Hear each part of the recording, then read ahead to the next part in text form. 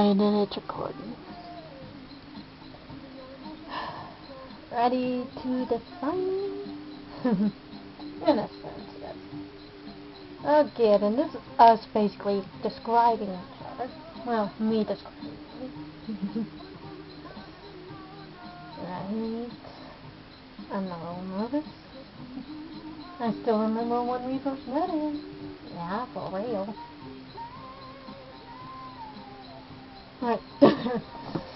Anyways, back then, something had happened to my memories, and I had no clue who I was. Sorry if I'm starting off from a cliffhanger that hasn't happened yet, but, I still remember. I didn't remember the deal I had made. I didn't remember anything diddly squat. And yes, the song No Sparkly Crazy is on. Annie loves music. Music, please. I think I should mute this. Hell no. Anyway, when Annie was 5 years old, she actually met me for real. Well, basically in the head for the first time. I remember that moment. I was just a normal 5-year-old girl who was determined to do anything back then. And I'd even saved the Roadrunner. I remember that day very well, actually. It was an ordinary day. It was an ordinary house. And I was walking down the hall when everything stopped. And I realized, looking at the clock and everyone else frozen in place, time had literally ceased and stopped. I bet my face was like, wow, what the heck? Seriously, I was a 5-year-old who was giddy about anything supernatural happening. Then, you know what, I'm changing the song. Never mind. The next thing I know, I'm suddenly sucked into something, and when I open my eyes, I'm standing before God. Mainly our God. Christians, sorry. Yep.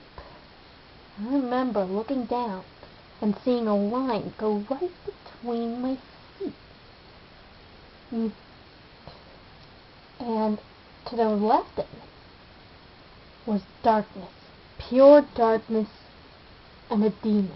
But to the right stood a strange character in the white light. Me.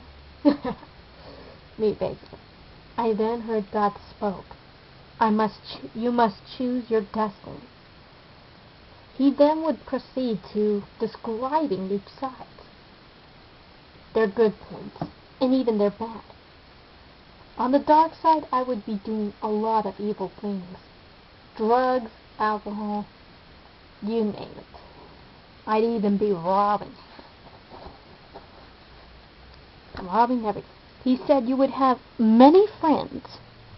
However, none of them would be true. And that was basically the good bad of that. When he motioned to the white, where Nayu stood, he said, on this one you will have few friends, but they will be true. You will be beaten down many times and be rejected for what you are. Time and again you will be destroyed. In the end, that is it. I don't really recall other things. All I know is that he said that I would be beaten down time and again and rejected for my belief. And he also said I would have bad habits. That's kind of a duh factor. Anyways, I looked to that side, and I saw that strange character, Nayu. She was just confused, lost. I then heard God say, choose. The next thing I know, the demon's trying to convince me to get to his side really badly. We'll have fun, kids. There's candy and all this stuff. We'll have everything. But every time I looked back at Nayu, something just tugged at my heart. And I absolutely hated the fact she was like this. Lost. I was lost. I had no idea what was going on the entire time. Jesus came to my cell door in the mine dungeon and said, "You're needed." He basically cleaned me up and everything.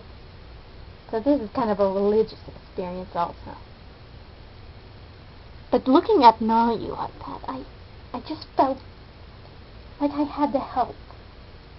And so without realizing it, I took my left foot out of the darkness and into the white and walked right up to her. I remember Annie's face back then.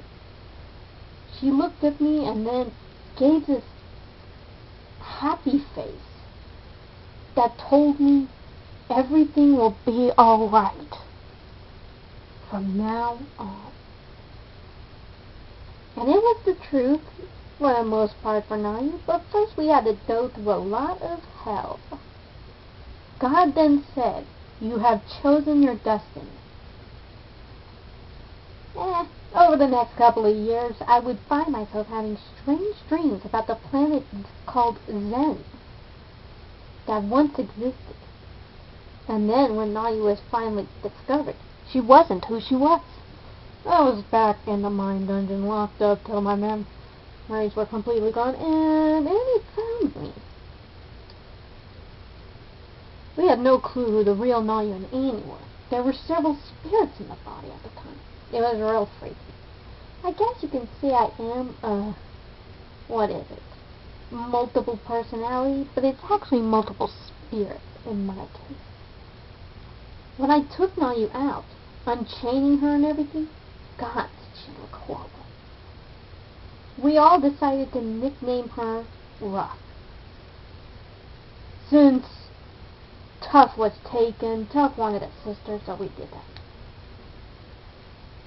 And that's how my emotional name stuck, really. I found myself doing a lot of rash things without music.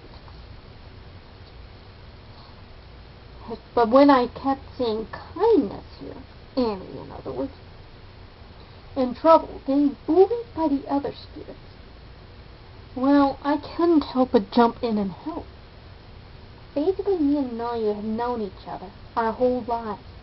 On planet Zen, Nayu had strange dreams about Earth, which in her maiden tongue, do not be mad. Earth means trash. Earth means trash. Yeah, you'd be surprised at a lot of our names. My own name actually means Great One in Disguise. Yep. Okay, that's my backstory. Actually, hold it, Annie. Why seriously, don't leave this house. When I met Annie in Dreamland, back on planet Zen, she was just a happy, giddy person who would tell me a lot of things about the far future. But to tell the truth, I didn't give a crap. I was like, I'll believe it when I see it. I pretty much told her each time she said that. I kept telling her, trust me, you will believe. Please believe it or not. Lo and behold, evidence Annie kept showing me started coming true on planet Zen. Sylvina appearing, her challenging me. Well, basically also embarrassing me in court. Time and again, all of a sudden, all the dreams' premonitions were coming true. Trust me, that is scary. It's always scary when I kept telling you the end of the world was near.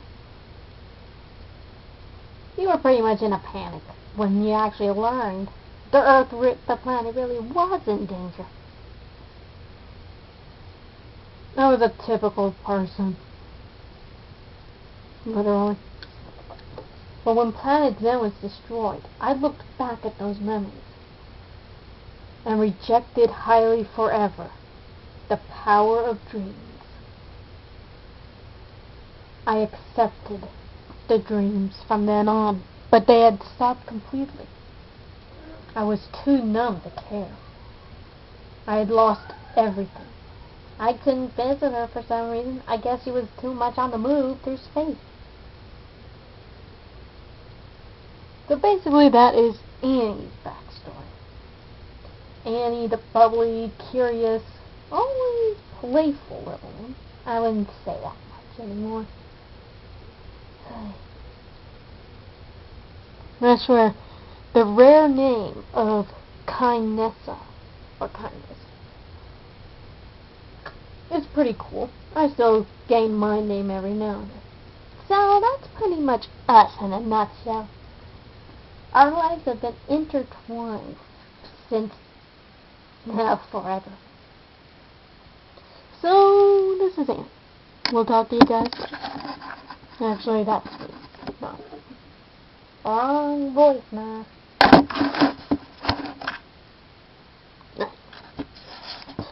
See ya.